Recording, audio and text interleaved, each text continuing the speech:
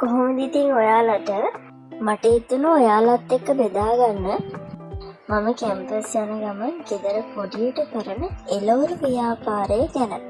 මගේ කවදා හරි තියෙන එකම අයිඩියා එක මේ සයිඩ් එකෙම ඉස්සරහට යන එක. ඉතින් ඔයාලට මතක් කරන්න ඕන මම මුලින්ම වීඩියෝ එකක් කරනවා කියලා නම් හිතුවේ නෑ.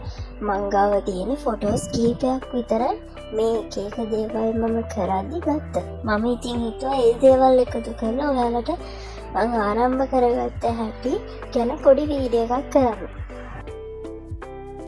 මම ආරම්භයේදී කොම්පෝස්ට් පොහොරයි කොහොබතුයි අපේ ගමේම තියෙන මාම කෙනෙක්ගෙන් තමයි ගත්තේ.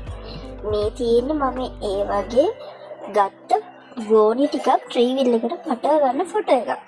ඒ වගේම මම කර 10ත් ගෙදරදිම තමයි හදාගත්තේ.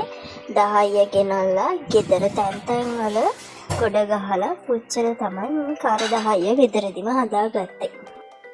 මේ තියෙන්නේ අපේ ගමේ මාමගෙන් අරගත්ත කොහොබත් ටිකක්. ඇත්තට මේවා ගත්ත ගමන්ම අපිට පැලවලට යොදන්න බෑ.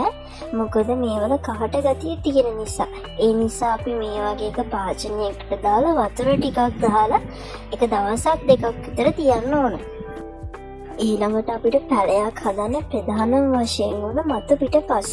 ඉතින් මම මතු පිටපස් ගද්දි මෙන්න මේ අය උඩට එනවා.